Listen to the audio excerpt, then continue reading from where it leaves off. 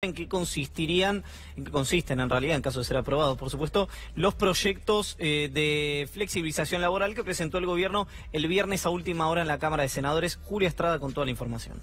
Así es, podríamos resumirlo en 5 ejes, de los cuales el primero paso a explicar, que es el que de alguna manera también desarrollamos ayer, tiene que ver con una rebaja de las indemnizaciones para aquellos despidos sin causa, ¿no? En donde efectivamente la indemnización es claramente importante y es abultada.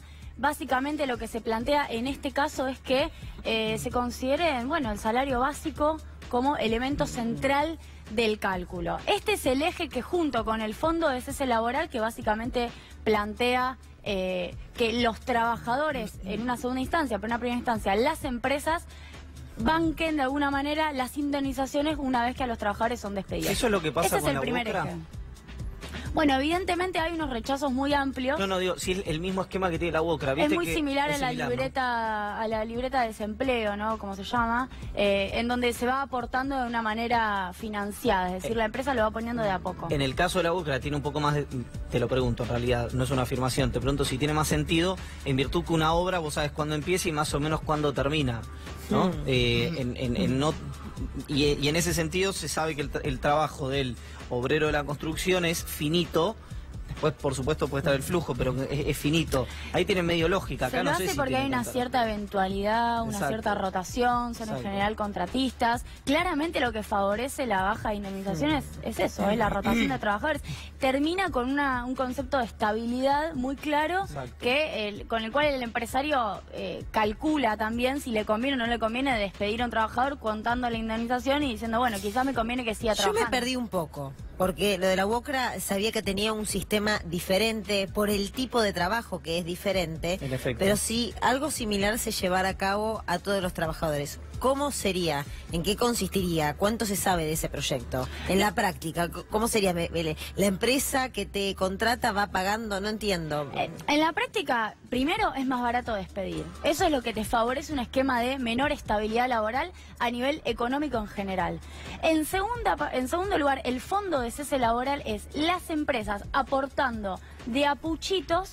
Es decir, no es que desembolsan la indemnización el día en que te despiden, sino van aportando a un fondo de cese laboral que sirve también para cuando vos te retirás, en teoría. Lo que pasa es que el planteo original del gobierno es que ese fondo de cese laboral se va a discutir también por convenio. Entonces, cuando los sindicalistas analizan eso, dicen, en realidad, si nos lo llevan a la discusión por convenio, nos van a terminar planteando, a cambio de un punto más de paritaria, que también sean los sindicatos los que aporten a ese fondo de cese laboral, como es una idea original de los empresarios que no la expresaron al 100% en este proyecto de ley. Y que ya existen en otros países, que sindicalistas o sindicatos y empresarios aportan para financiar el despido. O sea, la empresa me echa, pero lo costean todos. Claro, ahí está. Muy bien la síntesis, porque es eso, es yo me financio a través de mi sindicato mis propios despidos. Ahora sí vamos a 4 ejes que quisiera desarrollar que hacen a lo que está detrás de lo que estamos discutiendo, porque estamos discutiendo indemnización como si fuera la única batalla en esta discusión. Y hay 4 ejes que son muy importantes. El primero todavía está en veremos, y digamos cuál es en el fondo la discusión, pero es una Agencia Nacional de Evaluación de Tecnologías de Salud, que yo pongo uno de los ítems, habiendo leído el proyecto entero, que es evaluar qué tecnologías sanitarias tienen cobertura obligatoria por las obras sociales. Cuidado ahí. Porque una de las cosas que va a definir esta agencia es, recordemos que gran parte del sistema de salud en la Argentina, a partir de la ley de obras sociales, está cubierta por los sindicatos. Entonces se va a definir ahí cuánto de las obras sociales que dependen de los sindicatos le van a cubrir a los afiliados, en algunos casos las obras sindicales cubren a todos, incluso a los monotributistas, y cuánto no. Es decir, qué nivel de cobertura tendrán esas obras sociales que son responsables de gran parte de la salud a nivel nacional. Recordemos, Julia, que para mí es muy difícil separarlo, que la semana pasada la Corte Suprema emitió un fallo en el que no reconoció a un médico monotributista durante 7 años, creo recordar, que había trabajado como trabajador en relación de dependencia, y eso me cuesta separarlo de este anuncio del Poder Ejecutivo el viernes a última hora. Sí, ese fallo, de alguna manera, no me quiero ir de tema, pero lo digo entre paréntesis, ese fallo que no reconoce la estabilidad laboral que tenía ese trabajador, de alguna manera se ubica con el artículo 30, la modificación del artículo 30, que no está en este paquete, pero que lo piensan hacer para el Mundial posiblemente, en donde la modificación del artículo 30 de tercerización laboral lo que hace es no reconocer la responsabilidad de la empresa principal sobre los tercerizados. Lo que está pasando con este fallo contra el médico es que no reconoce que en realidad era un trabajador directo, un trabajador propio. Claro, que era un trabajo encubierto en relación de dependencia y que él tenía que... Que era fraude laboral. Que era fraude laboral, ahí está. De hecho, reconoce la subordinación, pero no reconoce la responsabilidad que tenía la institución sobre esa subordinación. No me queda claro lo de la agencia, sé que lo explicaste, pero quizás no pude seguirte el hilo puntual. ¿En qué perjudicaría a los trabajadores la creación de esta agencia? Está en veremos cómo será el lineamiento político de esa agencia. Hay una conformación institucional que se plantea en el proyecto. ¿Qué te hace ruido? Bueno, yo lo que veo que puede ser una beta de disputa es que pueden quedar afuera de la cobertura de las obras sociales una gran cantidad de nuevas tecnologías para tratamientos médicos, por ejemplo, que uno entiende que el sector privado sí tendrían. Entonces, quizás es una especie de perjuicio hacia la cobertura de las obras sociales que está a cargo de los sindicatos en Argentina, que es un caso particular. O sea que por medicina prepaga, por ahí vos tenés que contratarlo en la especificidad, digo, de algunas técnicas o de algunos tratamientos que pueden llegar a quedar afuera por obra social. Esa es una de las cuestiones que pueden quedar en riesgo, efectivamente. Vamos a una segunda placa, porque hay más sobre los proyectos que entraron el viernes. Bueno, lo decíamos ayer, sistema de prácticas formativas. Y paso a leer. Duración y carga horaria hasta 12 meses máximo, es decir, tenés un contrato que arranca siendo no estable, un año, 12 meses y hasta 30 horas semanales. Lo que decíamos ayer, asignación estímulo no remunerativa, se estima en relación al salario básico de la institución en la cual trabajás, haciendo esa pasantía, esa práctica, proporcional a las horas que vos trabajás, que encima en realidad son menos, no van a ser 8 horas. Y hay un cupo máximo por empresa de practicantes, básicamente para que las empresas, lo voy a decir en criollo, no se zarpen y no contraten todos pasantes en prácticas formativas, que lo fija la jefatura de gabinete. Estas son las viejas pasantías, con otro nombre si querés, por prácticas formativas, pero son como las viejas pasantías, con la particularidad de que el tiempo es aún mayor. Porque si yo no recuerdo mal, las pasantías eran 3 meses con posibilidad a 6. Ahora ya estamos hablando de un año. Julia, estamos hablando de un año. Déjame preguntarte algo de esto.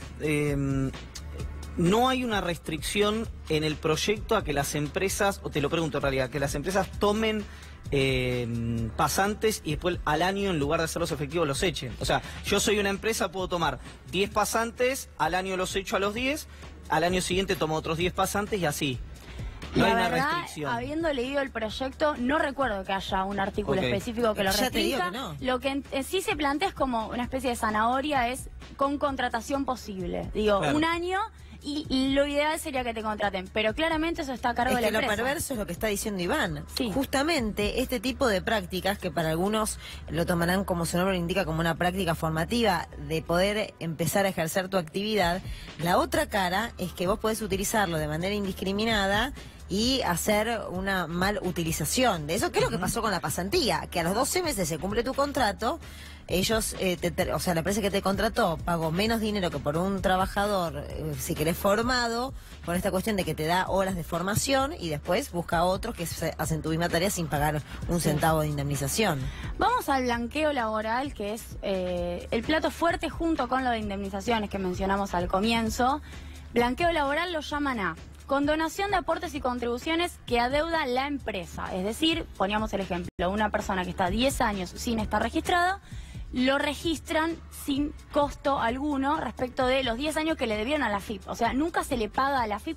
¿Por qué digo esto? Estaban tan preocupados porque los jubilados eran caros para el sistema previsional y por eso bajaron las jubilaciones.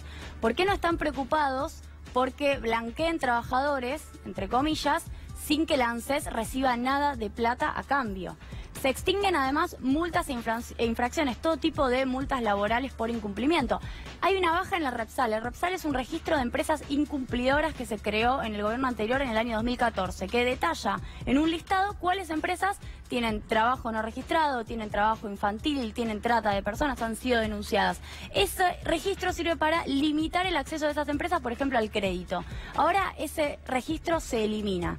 Y por último, a los trabajadores solamente les reconocen los aportes por hasta 5 años hacia atrás. Ejemplo, Luciana estuvo trabajando sin registro 10 años. A la AFIP le queda el registro de que la empresa aportó por 10 años. Pero a Luciana solamente la AFIP le va a reconocer 5 años hacia atrás. No te van a reconocer 10, con lo cual ahí hay ya un límite muy claro para los trabajadores. Para la futura jubilación, por ejemplo. Bueno, totalmente. Ese es el tema. Tengo una pregunta para dejar después, se va a sumar en instantes nada más Alejandro Berkovich a la mesa, que es si en las pasantías es no remunerativo, es decir, no hay aportes, no hay contribuciones. Así en es. este caso te condonan también los aportes de las contribuciones. Yo tengo una preocupación ulterior, que es el sistema de seguridad social, el Fondo de Garantía, la ANSES, etcétera. Ulterior y presente. Y presente, exactamente. Que no sé si está bien la preocupación, pero lo quiero conversar con ustedes después. Ese es exactamente así, Iván. Después, si querés, lo profundizamos, pero es un blanqueo en donde se resignan todo tipo de mecanismos de recaudación por parte de la ANSES. Vamos a lo último, que es de lo más grave y lo que más se parece a Brasil.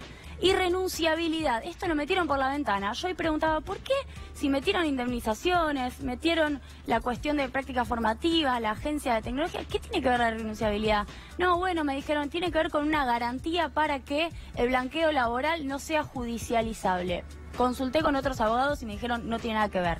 La irrenunciabilidad, que es que vos podés negociar individualmente con tu empresa condiciones peores a las de tu convenio. Por ejemplo, trabajar, no sé, más de 8 horas por día, que te paguen menos que el salario básico de convenio, y eso va a ser legal. Hoy en día hay un principio en la Constitución argentina y en las prácticas laborales que se llama de progresividad. No se puede negociar algo peor a lo que ya conquista, a lo que ya, exactamente, no se puede negociar a la baja. Lo que plantea eso es, podés negociar peor. Eso me parece el punto más complicado, ese y el de la exhibición de algunos conceptos a la indemnización.